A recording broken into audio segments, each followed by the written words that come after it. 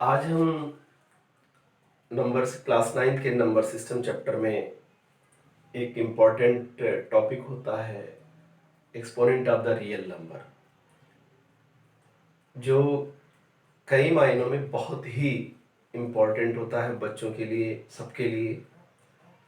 अगर हम एक्सपोनेंट को अच्छे से समझते हैं तो आगे हमारी मैथमेटिकल कैलकुलेशन और बहुत सारी प्रॉब्लम्स हमारी बहुत आसानी से सॉल्व हो जाती है। आइए समझते हैं कि ये एक्सपोनेंट और रियल ऑफ एक्सपोनेंट होता क्या है।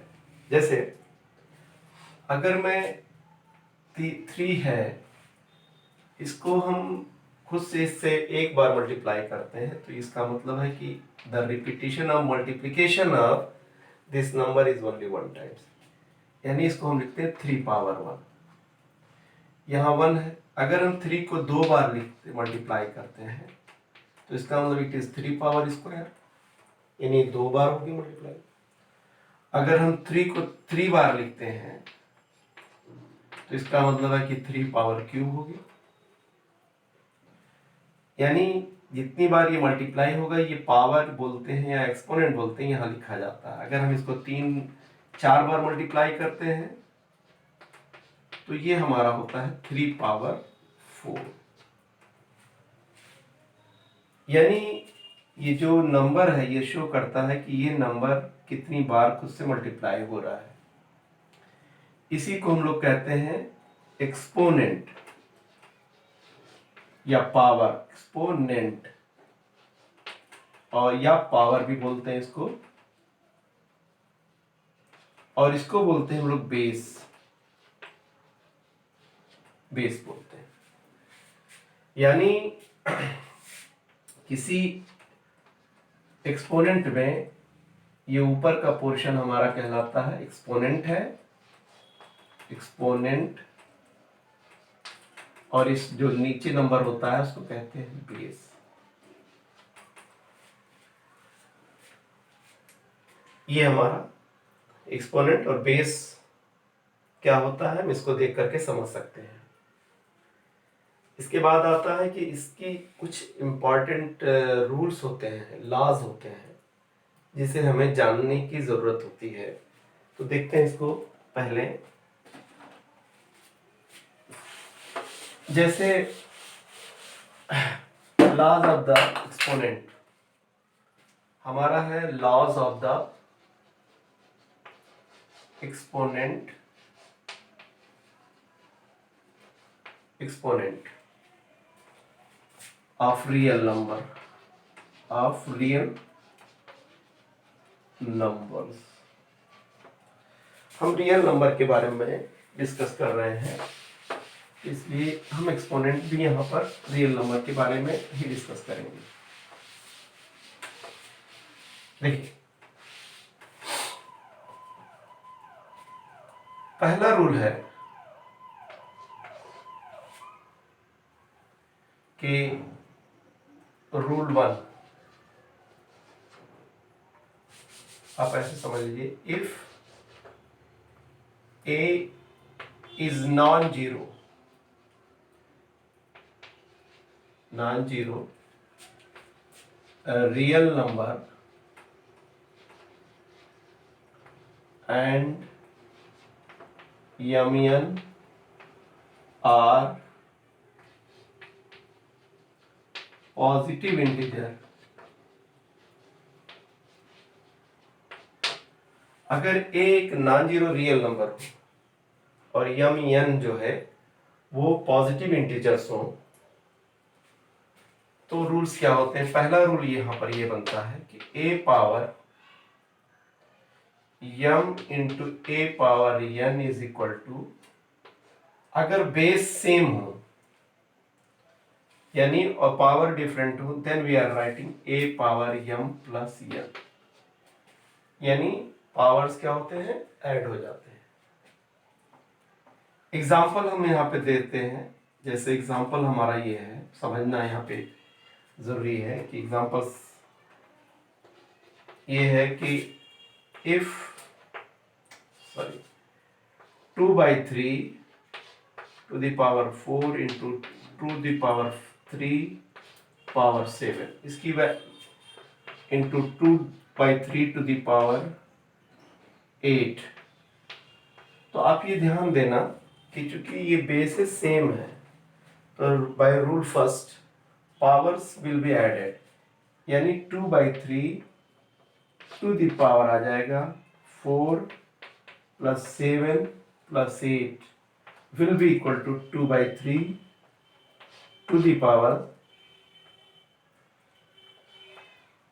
आ जाएगा। इसमें हमने दो नंबर्स को लिया है, आप 3 4 कुछ भी ले लें, सबकी पावर्स क्या होंगी, ऐड हो जाएंगे।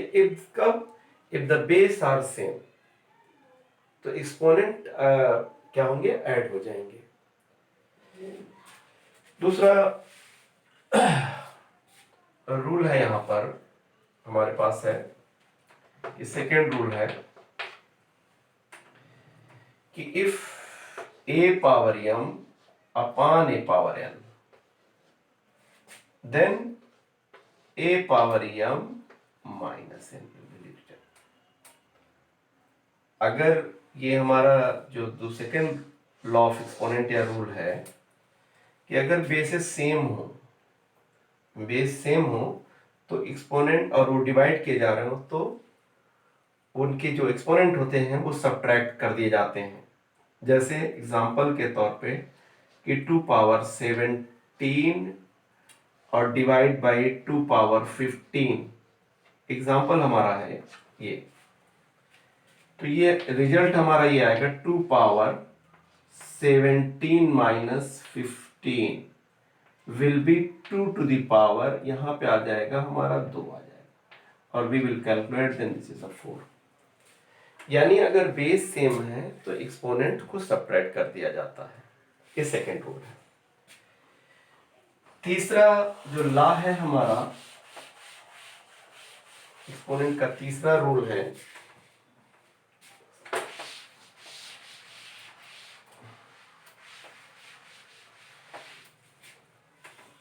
थर्ड लॉ है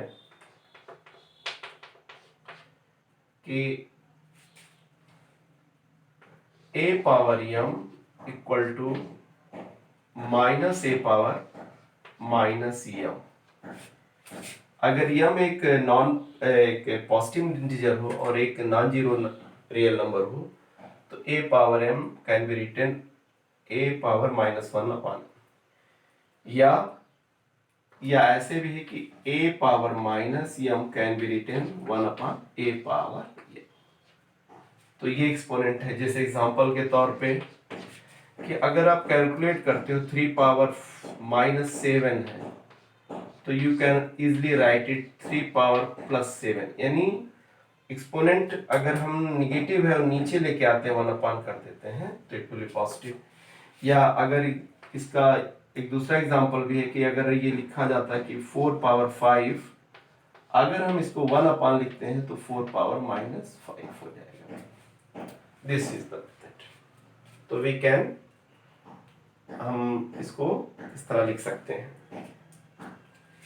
चौथा जो लॉ ऑफ एक्सपोनेंट होता है वो होता है कि अगर a⁻m है इंटू b⁻n है और whole to the power r है।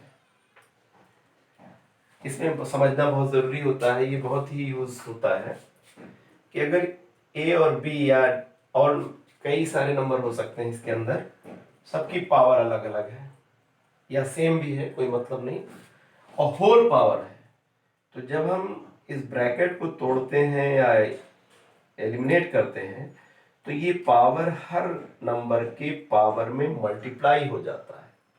यानी it can be written m into r into b⁻n into r and so on. This is a very important result. जैसे ये देखिए एग्जाम्पल के तौर पे हम यूं समझते हैं कि जैसे लिखा हुआ है 3⁻4 इंटू 2⁻5 इंटू 7⁻2 और होल पावर यहाँ पे 5 है।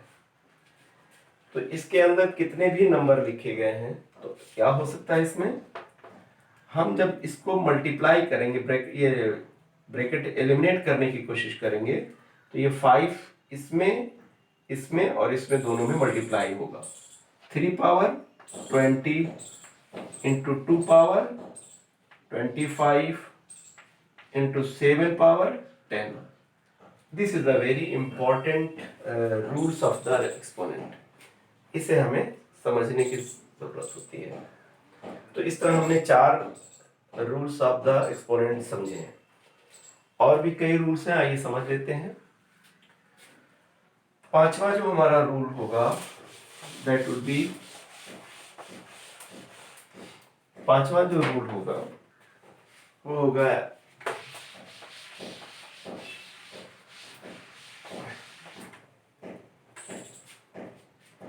ये बहुत इंपॉर्टेंट चीज है कि फिफ्थ हमारा रूल्स जो है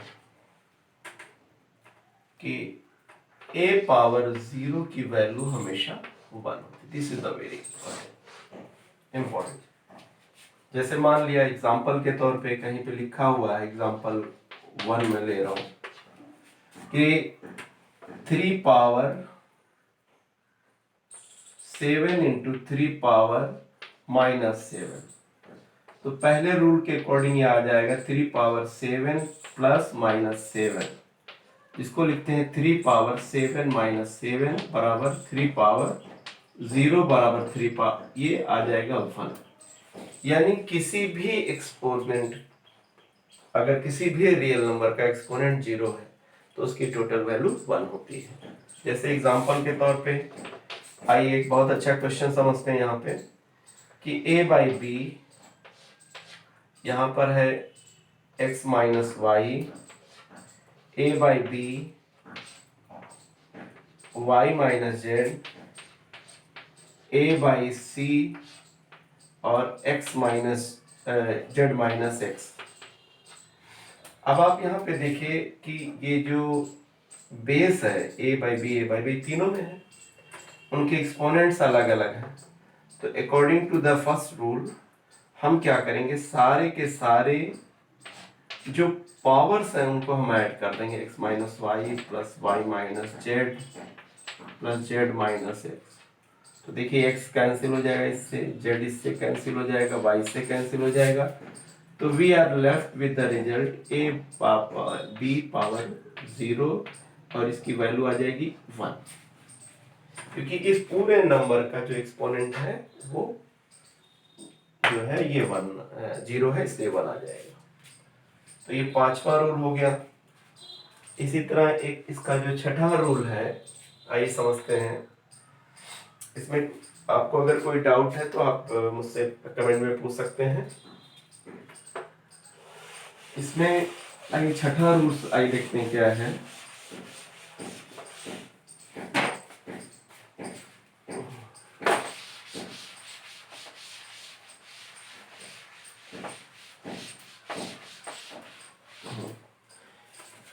रूल 6 इसका ये है कि if a power m equal to a power n, तो अगर बेसिस सेम है, base are same, then power क्या हो जाएंगी, m इक्वल टू n हो जाएगी। This is a very important, या ऐसे समझ लीजिए, इफ देन m बराबर n। This is a very important question. जैसे एग्जांपल है, आपसे पूछा जाता है कि 3 की power x minus 2 equal to 3 की पावर ये है हमारे पास 9, कहा कि find the value of x। देखिए यहाँ पर बेस है 3 पावर x माइनस 2, बेस है 3 और ये पावर x माइनस 2, और इसको लिखते हैं स्क्वायर। अब दोनों को हम यहाँ पर बेस सेम है, तो इस रूल के अकॉर्डिंग अगर बेस सेम है तो क्या होगा, x minus 2 will be equal to 2, यानी ये पावर इसके इक्वल होगी, यानी x इक्वल टू 2 प्लस 2, यानी x की वैल्यू कितनी हो जाएगी, 4 हो जाएगी। This is the answer. इसी तरह और भी बहुत सारे एग्जांपल्स हैं, इसको हम लोग बाद में और डिस्कस करेंगे। तो ये छठा रूल था कि अगर बेस सेम है और पावर अलग अलग है तो इसका मतलब है कि पावर भी सेम होंगे अगर दोनों इक्वल हैं। इसी तरह सातवीं जो प्रॉपर्टी है, that is a very important property, कि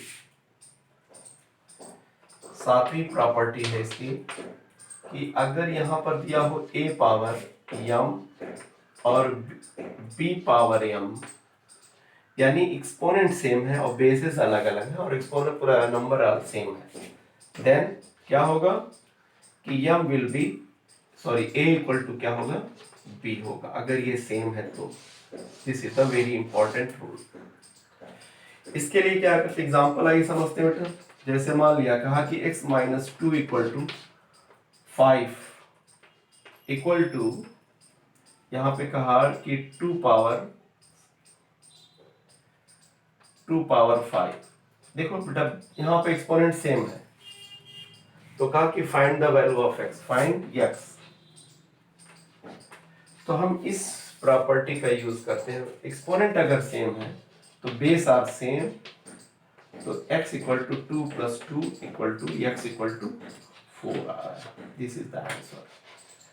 आप इसको रिवीजन करिए, इसको नोट्स बनाइए, तैयार करिए, और अगर कोई डाउट हो तो आप मुझसे कमेंट में या व्हाट्सएप नंबर से आप मुझसे पूछें। और I want to check your homework.